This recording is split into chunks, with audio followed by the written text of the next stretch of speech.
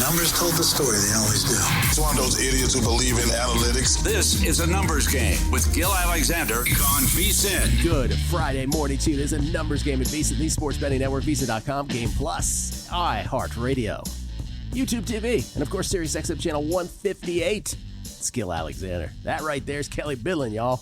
What up? Let's go, baby. Big show, big show. Big show, and nice job by you to replace the absence today of Mr. Falika and Mr. Fezzik. If you missed it, Steve Fezzik was on with us on Wednesday. We upgraded. Don't say that. He's listening. He's like, what? I hope they're both listening. Yeah, Falika's listening too. That's right. But good job by you because Warren Sharp is in the hizzy. Warren Sharp, a little schedule talk with us. He's got himself a little cottage industry and a special deal. Listen to this. A special exclusive deal for VSiN listeners coming up. And when I say special deal, I mean it barely costs you anything. Yeah, this is actually really cool. This is really cool, actually. Yeah, it's really cool. And we'll talk schedule quirks with him and how that has betting implications, that kind of thing. Also, Alex Noops Christenson from FTN Fantasy and BetUS. BetUS. Yep. Or also BetUS, whatever. BetUS. He'll join us. And he is still alive in the VSiN Killer Sports NBA contest as well. Yeah. Where last night, can I just take a brief parenthetical aside here on this? Yeah, go ahead. Steve Fezzik went 2-0. Steve Fezzik finally put his foot down. He's like, I'm winning this thing. He's in first place. Zach's in second. I'm in third. But Stevie he sent a message last night. He sent a message. I didn't see that coming. I saw Zach texted the group. He's like, I think Fezzik just put us away. And I'm like, what are you talking about? He's like, he didn't put us away yet. He didn't put us away yet, but he didn't put Zach away. That's for sure. Here's the standings right here. This is updated standings. Stevie Fezzik 21-13. Zach 19-14. Then young Gill 18-14-1. But our guest Alex Christenson right behind that. That's right. And Alex only has 13 in the loss column. So we'll get his thoughts on Pacers Knicks tonight, and if he thinks this OKC Minnesota series is headed for a quick exit, or a quick result, I should say. In the case of the T-Wolves, a quick exit. We'll talk to him about that. Kelley, you're still in there. You still got a shot. You still in there. Just got to go perfect the rest of the way. That's the way I'm looking at it, Gil. That's all you got to do. Just never lose again. Yeah, that's what you got to do kind of at this point. Never lose again. We also will have on the show today Jason Weingarten from Under a Cloud of Smoke, Matt Grissom on college baseball. We'll do all that. And French Open talk, little French Open futures. In case you missed Drew Dinsick, Zach Cohen, and I. We did the Beating the Book French Open betting preview yesterday, the podcast form, live on YouTube. And so I have my plays that my outrights, if you will. I'm looking forward to it. I got to finish the pod. I started it up while I was at the gym yesterday, and then I decided this is not good gym listening. Tennis talk? I need something more upbeat than this. How dare you? It's my quarter place, I should say. And I love the routine of you guys, the three of you getting together now, too. I think Zach, Drew, you kind of all attack things a little bit differently. Yeah. Love the different conversations. Drew and I have done it for years and years now, but Zach does it his own way, too, so we're having fun with that. Before we get into talk of last night, Circa Sports, Derek Stevens, big announcement yesterday on Follow the Money. There's the shot of these guys.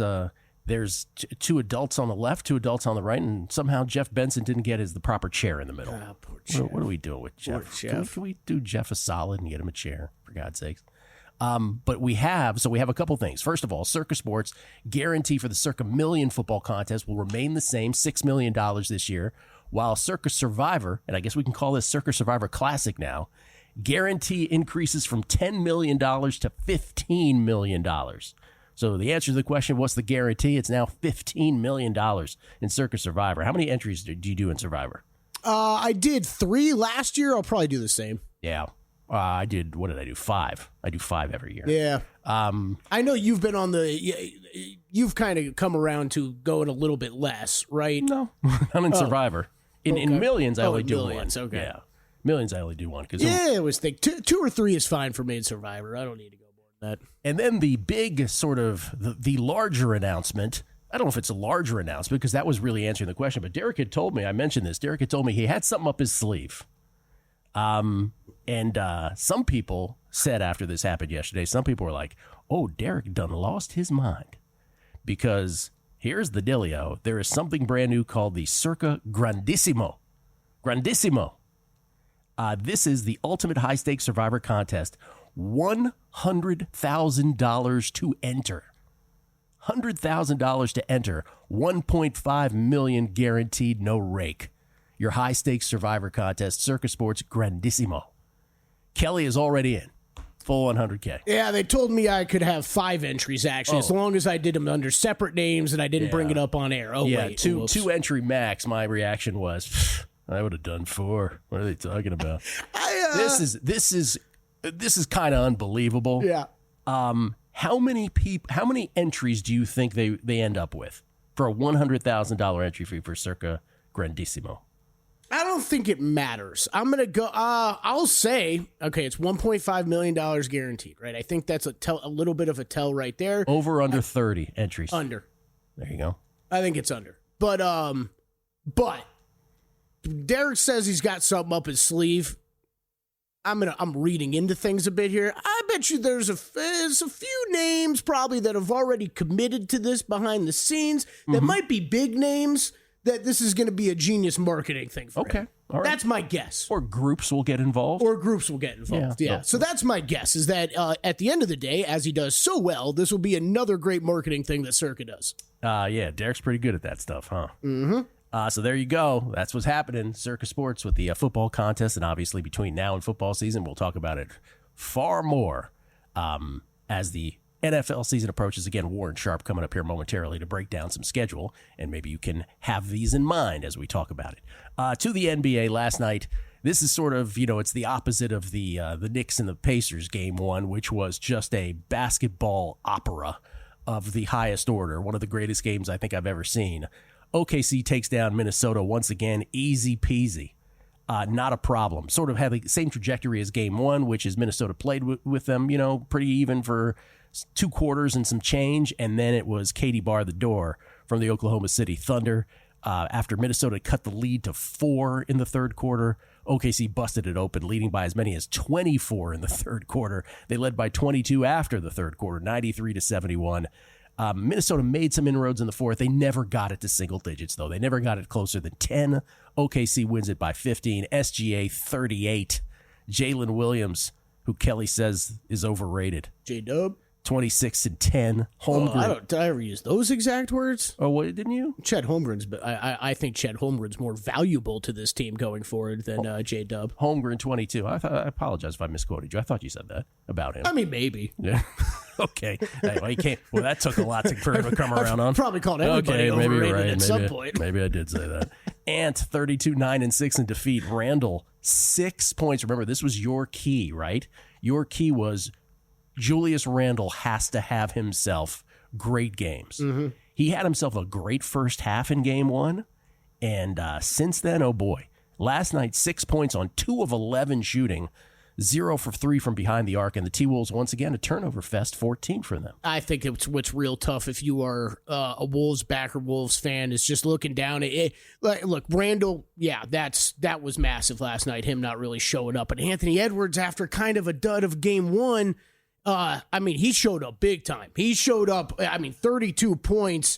He's 12 of 26 from the field. Still struggled with the 3 ball, but 9 rebounds, 6 assists. He was doing a little bit of everything out there and really giving this team exactly what they needed from a scoring standpoint. You get 17 from Nickeil Alexander-Walker. You get 22 from Jaden McDaniels. I actually thought looked fantastic offensively last night, but it's just going to take more than that to beat this Thunder team, man. And the turnovers, they keep occurring. Honestly, 14 is not bad for what this Thunder team normally forces, but yeah, you just see it when they're executing a little better, more efficiently in the half court like they were last night, the Oklahoma City Thunder, and the big 3, just to go back to the J-Dub, right? If we are going to say there's a big 3 here, that's always been my concern, or the concern for this team the past couple years, is this enough alongside SGA? And that's maybe where we're going with my overrated comments, or alleged overrated comments of J-Dub. He got to it. The big question is, are those two going to be able, in the moments where they're needed, to step up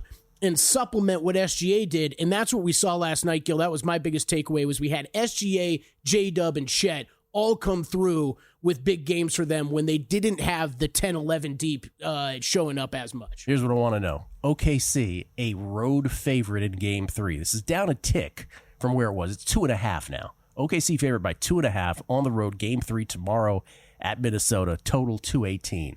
Is that where you thought it would be? I was a little bit surprised. Look, if we're just playing home court, what should the spread be going back to Minnesota? Yeah, it should be around this number. We just usually see this baked in a little bit more for the team down 0-2 going home.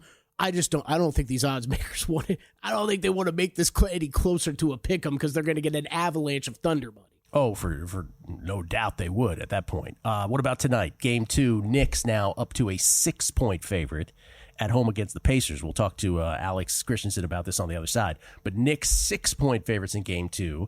It's the old zigzag for all the all the NBA bettors that they love so much, where the home team gets beaten in Game 1. Now the spread goes even higher to 6 in Game 2. 224.5 is your total here. Yeah, Knicks for me. We talked a bit about this yesterday, but I played Knicks full game. I played Knicks first half, and my favorite bet is Karl Anthony Towns over 23.5 points. We talked about him before the series. Thought he was going to be able to have a big series. Had a huge Game 1. He's kind of showed all year against this Pacers team he's going to be a problem. And the Pacers were struggling for answers early in that game. There was the beginning with the lightning fast pace that we saw in that game, and then the crazy ending, and then this big chunk in between, I think that gets lost, where the Knicks were playing really good basketball. I think if they can recover mentally, Gill, like you brought up yesterday, they show up tonight. Is this spread going to go even higher by tip-off? Not much. I think 6.5 probably where we close. All right, we'll get Alex Noops Christensen's thoughts on this on the other side, the NBA, on a numbers game right here at VSiN.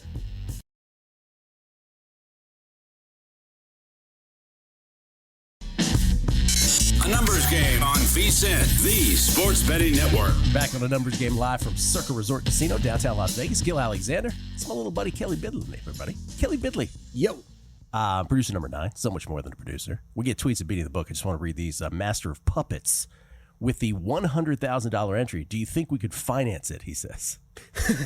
Well, it's between you and your bank, I believe. Can I get a marker? Real Knicks. I'm offended as a Greek American that the graphic for the Grandissimo contest is using a Greek letter font, but it's an Italian word. I want my $100,000 back. I was actually wondering the same thing when we put it up on air. You said something off air that before we get to Noops here. You said something that I was with Parles and Wes last night, and I said exactly what you just said off air, which is the Pacers have you so conditioned now that no game is over, that I actually said this out loud to them yesterday. It's so funny you brought up the same thing where it's like, oh, it's down to 11. Oh, it's down to 10. Like, this game in any other normal year, it's over already. But like, because the Pacers keep doing what they're doing, we're like, I don't know. I got to keep watching this. You never know. Combine that with a position where you've got a bunch of futures tickets on, like I do with the Thunder. And what was the lead? 24 at one point? 20. But it's like, 24, yeah. They've made it 15 with 3 minutes left. And I'm like, oh boy, this isn't over yet. Like, this is getting a little sweaty, Gill. Getting a little sweaty. You're in your little no, just easy runaway. They never got it within 10, but you were still on your tip of your toes. You're like, well, this could happen. It's like J-Dub 3 to put him back up 17. I'm like, yes. Pleasure to welcome to the show a gentleman who is in, what did we just say, 4th place now in the NBA VSiN Killer Challenge with roughly, 5-6 games left to play. Again, it's not even because folks have as long as they want to play 5 here in this round and then 3 more, obviously, in the NBA Finals. It's Alex and Noops Christenson. You can follow his work at FTN Fantasy, where Aaron Schatz does his stuff at FTN on the football side of things. And then BetUS. Follow him on Twitter at _Noops. He joins us now courtesy of the Progressive Guest Line. How you doing, Alex? It's a beautiful day in the neighborhood, gentlemen. Plenty of basketball. All the games have been good. And I heard what you were talking about there for just a second. It is strange, right, that we're at this point where we feel like no lead is safe. I think with the Pacers specifically, the pace that they play with, if you will, the way they shoot threes, that's a little different. I felt pretty good. Unlike Kelley, I was pretty sure the Thunder were going to win as soon as they got up double digits. Let's bookmark that. I want to ask a couple administrative questions here first. One, how did we get the name Noops? What's that? So you might notice that Noops is spoon backwards. Oh. And when I was in high school, I was a big Clarence Weatherspoon fan. I used to wear a Clarence Weatherspoon jersey all the time. They started calling me Spoon. You go to college, you play those terrible icebreaker games. One was 2 truths and a lie. And I would always win 2 truths and a lie because my lie would be I play baseball. And one of my truths would be people call me Spoon. So, of course, after a while, that sort of stuck. Again, my friends in college got bored of Spoon. My buddy Gordon was sick of Brian, Gordon, and Spoon. So we became Nod, Rog, Nerb, and Noops. There it is. That's a very good explanation. That was locked and loaded. He's been asked this before, so Gill. Not Washington Bullet great Nick Weatherspoon, but Clarence Weatherspoon started this whole thing. All right, and then where can folks get and when can folks get your BetUS shows, and where can they find your FTN fantasy stuff? Yeah, everything, of course, runs through my Twitter at _Noops. I put picks out in the FTN Fantasy Discord all the time. I'm hanging out there. And the BetUS NBA show, when we're done here, if you want to hear more basketball from me, every Monday through Friday at noon, we've got a show today. We're going to break down both games. Myself, Sean T. Green, you might know him from the Sports Gambling Podcast, and the aforementioned Carl Sack, who's leading the pick competition. Yes, Carl Sack, the brainchild. His was the brainchild for this competition, which, by the way, you are still alive. There's the standings once again. Alex has 13 in the loss column. That's the real thing you have to look at here when the games aren't uniform. So still very much in this. Grand prize $3,000. Stevie Fezzik once again putting his foot down last night with a 2-0. Okay, about what you were just saying then, Alex, which is, and you'll forgive me if I call you Alex instead of Noops here, since it's the first time we're talking. I don't mean to be formal or anything. You said you were never worried about it last night in terms of the final outcome. What about the series in general? The Thunder, 2.5, 3-point favorites, still 3 consensus, but I'm seeing some 2.5s. 3-point favorites on the road, game 3 tomorrow night at Minnesota. What does this feel like to you? Does this feel like a 5-game gentleman sweep kind of thing? Yeah, coming into the series, I was thinking Thunder in 5, maybe Thunder in 6. I'm still waiting for Anthony Edwards to really put his mark on this series. I'm not sure if it's the Thunder defense just being so good that he's uncomfortable. Maybe he finally sprained his ankle one too many times. It just doesn't look like him. I'm just not seeing the kind of the juice from him. And basically, since the Thunder got through the third quarter at game 1, they have looked far and away, to me, the better team in this series. I do still think Minnesota will find a way to steal one. When you look at this line for game 3, I think that's the adjustment for the market, sort of knowing that a lot of people are going to come in on the Timberwolves. You know, teams that are up 2-0, go on the road game 3. Generally, that team at home does pretty well here. I do, but I think for the most part, barring some sort of horrendous injury or something goofy like that, I think we're looking at the Thunder here to close this thing out, probably at home at 5, maybe on the road in 6. If I gave the Thunder truth serum, who would they rather play in an NBA Finals, or would they not be spooked by either team?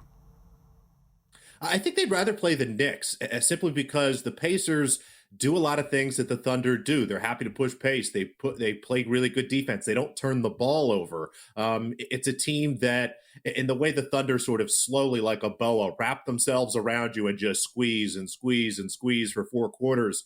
I think trying to do that to Indiana is going to be a little tougher, because at the same time, that's kind of what Indiana does. They run you ragged for 3 quarters and then take advantage of that in the fourth. So as much as I know seeing Jalen Brunson's going to be really scary for them, I think they'd rather see a Knicks team that's got a little shorter bench, a little more tired, and just a little less, maybe dynamicism is the word I'm looking for. Wow, good word. By the way, have you had a boa squeeze and squeeze and squeeze around you? It sounded like you had personal experience with this. No? Nothing. Luckily, no. I've been good enough to avoid most snakes, especially giant ones. Good. Okay, to tonight, and maybe we can sort of cleverly glean, if you're going to have a pick tonight, we can do this, try to glean a competitive advantage here with you, Alex. Pacers and Knicks, game 2, obviously game 1, a classic of the highest order. Maybe not if you're a Knicks fan, maybe not if you were a Knicks backer. But the Pacers are 6-point dogs now. The proverbial zigzag situation tonight, up to 6. I don't know if it'll get higher. No one knows. We shall see. But a 6-point spread, 224.5 now on the total. Are you playing tonight's game, either side or total? Yeah, the side is very tough, and it's one of those situations where maybe I am holding on to the fact that I probably should have bet the Pacers more in the previous series, that I'm a little too hesitant to do it now. I think 6.5. It's Pacers or pass for me. What I like is the total, 224.5. Playoff basketball, what we see from most teams is first half, pretty good pace. The ball's moving. Second half, things really start to grind down. Indiana has really sort of changed that script. They continue to push the ball. They almost play faster in the second half of these games. So instead of looking at maybe just a first half over, I think this full game total is at least a couple points too low. Like you said, 224, 224 and a half. I was expecting to see something closer to 226, 227. So I'm going to be on the over tonight in a game where, again, the pace is going to be fast. And when I look at totals, shooting efficiency comes and goes. It's really hard to figure out who's going to shoot the ball very well each night. But pace for me is what really drives totals. And as long as the Pacers continue to push the ball here, I'm going to keep playing overs. Contest play, perhaps, Alex, from you? Maybe? Sounds like it? Yeah. I believe so, because like you said, now the contest, it's all about game theory. That's so what right. I need to do today is watch again, go back and watch this show. Gill, figure out who you're going to pick because you're ahead of me. I got to bug Fezzik, see what he's into, and then maybe start to get into some of that stuff. But I'm going to be hard-pressed not to take the over in the contest. Yeah, Noops, I think we just need winners for me and you at this point right now. Just need winners. Yeah, we just need winners, need winners. and hope everything else breaks our way. So last thing here, Alex. So adjusted series prices. Now, the T-Wolves, again, over $9 you get if the T-Wolves were to somehow come back and beat OKC. Sounds like, barring the unforeseen catastrophe with OKC, you would not recommend playing that price. But what about the Pacers and the Knicks? Now, with the Pacers up 1-0, they've taken home court regardless of what happens tonight. Pacers are now, basically this is flipped. Pacers minus 145 favorites. Not quite a total flip, but Pacers minus 145 adjusted series. The Knicks plus 125 on the comeback. Is there a bet there for folks? Like if folks are like, I want to bet this series right now, which is the way you would go? So this is kind of a tough position. So myself personally, I've got some Pacers futures kind of already in my pocket, and I've been looking at maybe an opportunity to grab some Knicks, but I still feel really confident in Indiana. I think that if you're New York, to not be able to win that first game, it is really, really heartbreaking. They put a lot of effort into that. A lot of guys played a really solid game. I think New York probably bounces back tonight. But I'm looking at ways to back the Pacers still. I mean, I'm looking right now, Pacers minus 1.5 games. I'm seeing that at minus 110. Basically, that means the Pacers win in 6 or less. I think that's the best bet on the board. I had Pacers in 6 coming into the series, and I still feel like it's Pacers in 6. So take a look at maybe a Pacers game spread. Again, minus 1.5, minus 110 looks really nice. If you're a little more bullish on Indiana, I don't mind the idea of taking the Pacers here, minus 2.5 games, plus 225. Now, not sure the Knicks are going to totally roll over, but that's kind of the angle I'm looking for. I think Pacers minus 1.5 games is probably the best bet on the board. Alex, great to meet you, man. Appreciate the time. Absolute pleasure, gentlemen. Best of luck until we talk again. You too. Good luck in the contest as well. Alex Christenson, everybody, at _Noops on Twitter. I'm serious, man. I still think I have the feeling that both of these series are going to be stupid quick, and we're going to have like an 8-day break before the NBA Finals. That's always a brutal. Yeah, that's brutal. Warren Sharp, football schedule, next right here on A Numbers Game. A Numbers Game on VSiN, the Sports Betting Network. Back on A Numbers Game, live from Circle Resort Casino. Don't forget about VSiN at the Track. Expert analysis, race previews, exclusive interviews, best bets. Live on VSiN's YouTube page. That's today and every Friday, 2:10 p.m. Eastern at VSiN Live. Mike Somich doing his thing with this each and every Friday. We say 2:10 p.m. Eastern. He says 2:15 p.m. Eastern. But get there 5 minutes early. Yeah, get there in advance. Yeah. Get your popcorn ready. Do the man the respect. He got you a superfecta in the Derby, right? Only could hit a winner though last week. What a hack. VSiN at the Track. Live on VSiN's YouTube page again today, 2:10 p.m. Eastern. This is always a treat when he joins us. It's an annual tradition. We used to have a Warren on all the time, but he's a very busy man. When he worked in the NFL, and now among other things, he's got a couple things going on. He's got his football preview guide, which he has out each and every year, and then when the schedule comes out, he goes gangbusters. From Sharp Football on Twitter, sharpfootballanalysis.com, Warren Sharp joins us courtesy of the Progressive Guest Line. How you doing, Warren? I'm doing great, Gill. It's a fun time of year because now we actually have real games that are set on the schedule. We could talk about the games. We could talk about the season. It's a great time to be an NFL fan. Yeah, we were getting to this off air just before you came on, which is the schedule comes out and then you break it down so quickly. What's that period of time like for you? I mean, there's no templates to this necessarily. So, I mean, how have you gotten it down to the fact that you can do it so quickly like that? Well, I do have formulas and algorithms where I load in all the data as absolutely quickly as I possibly can get it, and then I start breaking it down. I crunch the numbers because it takes a while to actually be able to compare. What I like to do is I compare year over year because I want to see if the schedule makers are improving.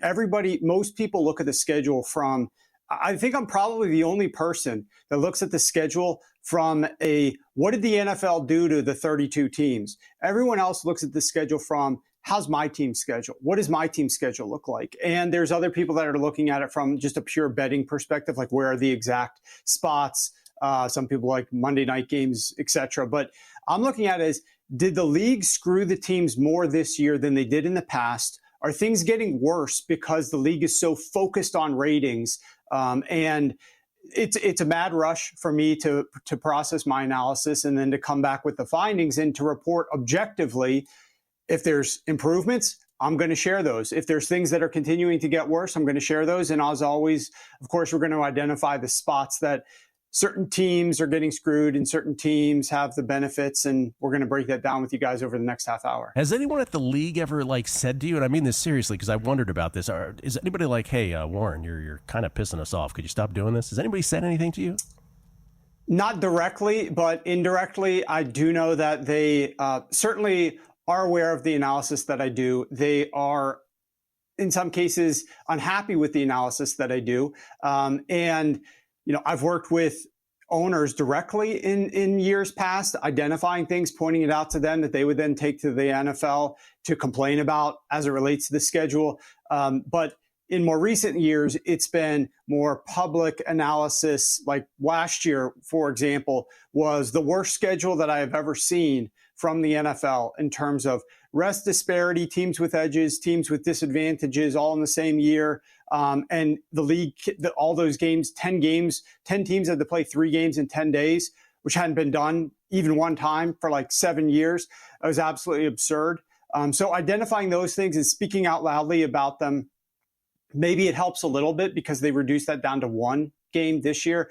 But certainly I don't think they're going to be sending me any Christmas cards. Let's just put it that way. Okay. And I remember that analysis last year. There were tons of teams that had 3 games in 10 days. There was a few that had 4 in 17, if I remember correctly. And so they did a good job, at least in terms of mostly eliminating that. I think Dallas is the one exception that you pointed out. One time they played 3 games in 10 days around Thanksgiving. Okay, before we launch into this, because I have questions, what is this? I teased your segment by saying you have a special offer for all VSiN listeners. What is that, sir? Yeah, well, this book, it's a 500-page book, and I'm going to give it to you guys for just $1. Here's the book right here. I spend, and my team does as well, assisting me months. We're in the middle of it right now. Doing some great analysis on the Rams last night and some things I think that could help the Rams if Sean McVay wants to flip into his team chapter once this thing gets published in July. But you can get this book for just $1 if you go to sharp.football and enter the code VSiN. It'll drop the price from $35 for the PDF down to just $1. Probably no better way to spend $1 in terms of trying to find edges this season than going over to sharp.football today and grabbing a copy. $1. It's a heck of a deal, Warren. That's tremendous. That is awesome. I mean, this is, I think, for everybody that gets ready for NFL during the offseason, and there's a lot of prep work we all put in as bettors. Warren stuff is one of the must-go gets every single offseason, and for $1, get it now. Lock it in now. That's awesome. From $35 to $1 for the PDF form of this. Okay. We'll remind folks of this coming up as well. But let's launch into one thing. Let's go to you guys have the 5. We have the 5 easiest schedules. Now, this is based off opponent win totals. This is not the things you hear on mainstream media where they're doing it off last year's win percentages. This is actual betting stuff based on season win totals. San Francisco with the easiest, New England with the second easiest, New Orleans third, Atlanta fourth, Buffalo fifth. Just want to ask you about a couple teams on this list, one of which is, first of all, San Francisco at the top. I mean, should folks be running to make some season-long wagers on the Niners based on this alone?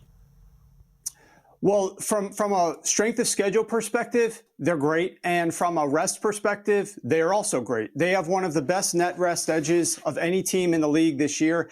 I have them ranked 5th in my overall best prep and rest variable analysis. So, it is rare you guys both know this, being on the West Coast, for the 49ers have a really down year. Under Kyle Shanahan, they go to the NFC Championship game more often than they have a down year. Now, they may not win the Super Bowl. We know that. They need to get to that and win that, but they are very successful. And so for them to have a very poor year last year, 6-11, and play as easy of a schedule as they're able to play this season, and then get the rest advantages. And I think the big, Gill, what we love to look at and identify are the big swings, right? If you're talking about strength of schedule, it's the teams you got listed here, the 5 easiest, the 10 easiest, or the 5 hardest, the 10 hardest. We're talking about rest advantage. The San Francisco 49ers, each of the last 2 years, had a minus 20-day rest advantage or worse for 2 straight years. And now all of a sudden, they're +9, I believe, this season. And +9. 4th best net rest advantage this season. That is going to be a big difference maker from minus 20 for 2 straight years now to +9 this upcoming season. There's absolutely work that they need to do. They are a fragile roster. If they sustain injuries, it's harder for a team like them to overcome them. Not only are they top heavy from a salary perspective, but just think about Kyle Shanahan himself, how he utilizes these players. He's carved out such unique roles for guys, and they're such unique players, like a George Kittle. So that if they lose that George Kittle or a Kyle Juszczyk, then this team really struggles to overcome that because the replacement player isn't just a plug-and-play type guy. They're doing so many different things with a guy like a George Kittle or a Christian McCaffrey or a Kyle Juszczyk. So they need to be healthy, but this is a team that has a lot of things set up really nicely for them in 2025. Yeah, and what Warren is, I should probably have done a better job of sort of saying this at the top. There's your schedule, there's your opponents, and then within that, within Warren's schedule breakdown, then you go to the notion of rest advantage and rest disadvantage. When those two things are both on the positive side, both on the negative side, it's one thing. We have a curious case. By the way, this is teams with the largest net rest advantage. We can throw that up there. Lions +13. There are the Niners. They're in 4th at +9. So that's aggregate rest advantage taken over the course of the whole year. The Lions are the most curious case. I'm going to save them for the other side because they actually have one of the hardest schedules based on opponents, but we'll get to that net rest advantage and how their schedule is very quirky and how that might take you off bets or give you pause to make bets. Let me just go back to the easiest, the easiest schedule. So the Niners are the easiest. The Bills are 5th, talking about a team that, should coast, barring the unforeseen, should coast to an AFC East victory. 5th easiest schedule based on opponents. But also, like, the toughest opponents are all at home, right, Warren? Yeah, the thing that I love about the Bills' schedule, if you are the Bills, not only are your point is the biggest point to make. Their toughest 4 opponents are all at home. I'm pulling up their schedule right here, but they've got the Philadelphia Eagles, the Kansas City Chiefs, the Baltimore Ravens, and the Cincinnati Bengals. And those 4 teams are all at home in Buffalo. That's a big advantage. I also love the way, the NFL, to your point earlier, the NFL does not choose who you play. That's predetermined based on last season's record for 3 of your games, and the rest of it's just a rolling calendar that moves forward each year. But they do determine when you're going to play those teams. And for the Bills' schedule, you can see it on the screen there. They open with a tough game against the Ravens. Their next toughest game isn't until the Kansas City Chiefs week 9. That's another tent pole in the middle of their season. And then they go to the very end of the season where they're playing the Philadelphia Eagles. I just love the way that it breaks up the difficult games for the Bills, and they're all at home. Warren Sharp right here in a numbers game. Warren's kind enough to stick around for one more segment. I will remind you how to get his preview again for $1, and we'll get to the Lions, Giants, Raiders, Commanders. We'll talk about all these teams. Warren Sharp right here on a numbers game at VSiN, the Sports Betting Network.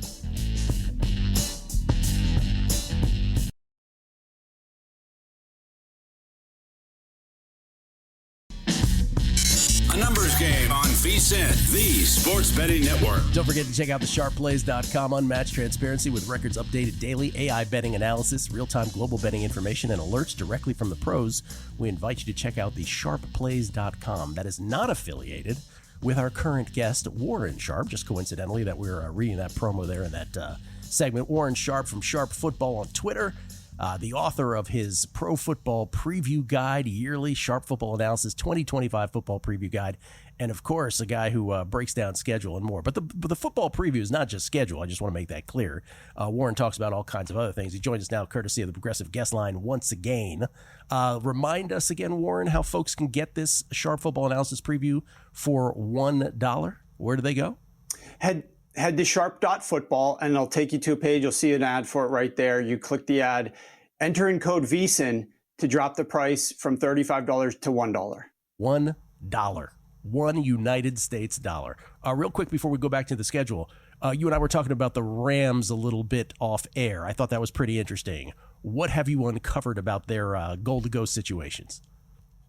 Yeah, and part of my writing the Rams chapter for the book, which each chapter is like 15 pages, goes into detail.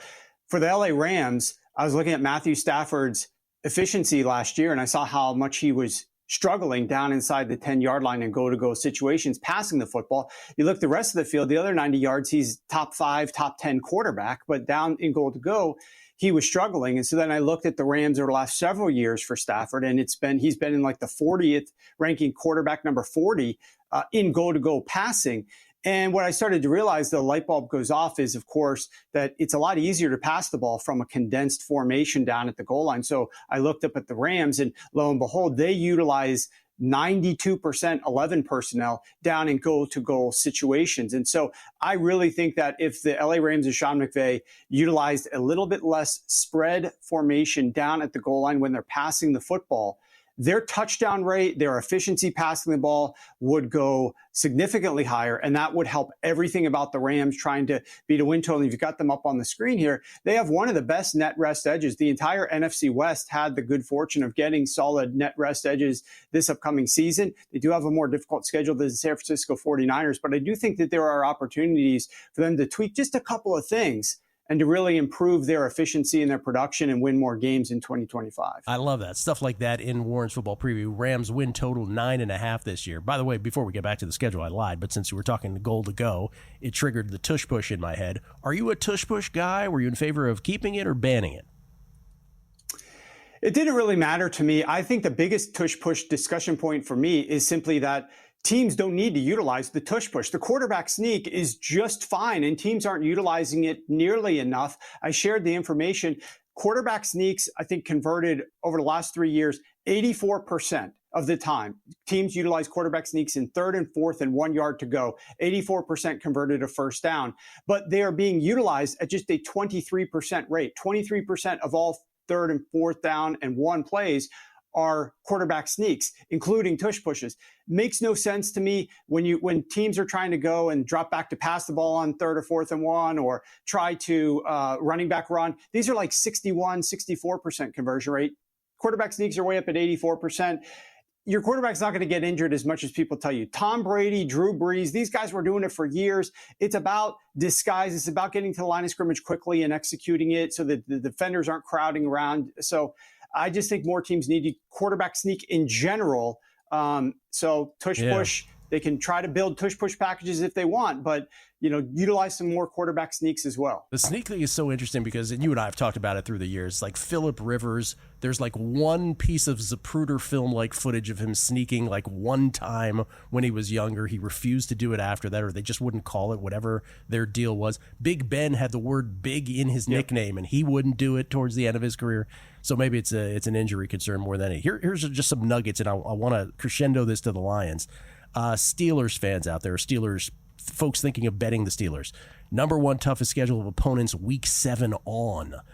Number 2 toughest rest and prep schedule. This is from Warren's preview. Rest scheduling disadvantage in 5 of their 6 toughest games. Disadvantage versus Buffalo. Disadvantage of 3 days in Baltimore. Also a 1-day rest disadvantage in Detroit. 7-day disadvantage versus Cincinnati. Short week road game in Cincinnati. The Raiders, for all you Raiders fans out there. No team got hit harder per Warren by the 2025 schedule than the Raiders. Fewest rest edge games, most rest disadvantage games, net minus 19 days of rest, worst in the NFL. I want to ask you though about the Lions specifically in some of our remaining time here, because they've got in terms of just the breadth of their opponents, it's one of the toughest schedules in the NFL. But you sort of broke down their schedule, and it's like it is not what it seems, is it? No, it's not. For the first time in NFL history, a team is being allowed to play 8 games where they have a rest edge over their opponent. Historically, that's happened only to teams 6 times was the most. 6 games was the most. Not 7, but 8 edges do the Lions have. They only have 1 game with a rest disadvantage. As a result, they are plus 7 games in net rest advantage spots. That's never happened before in NFL history either. It's only been plus 4. The Lions are plus 7 games. They are going to play a historic number. You're seeing the schedule here of a couple of times that they do play on Monday Night Football. Well, the Lions have the benefit themselves of playing 5 teams that are coming off of a Monday Night Football game.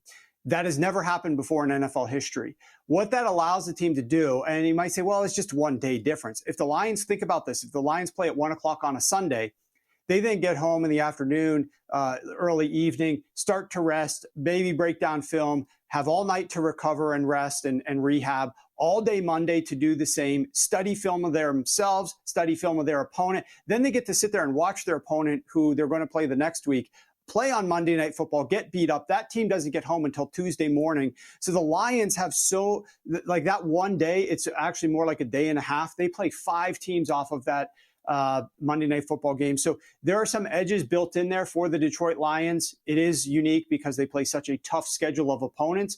But this schedule of rest is definitely not only the best net rest edge, as you see they're number 1 on the screen, but these spots and the number of games where they have rest are unprecedented in NFL history. Do you think, Warren, the obvious follow-up to me is this. Do you think the NFL schedule makers are, I'll give you a few choices here, they're aware of it and they're like, well, somebody's going to get the best of it, so, oh, well, it's them.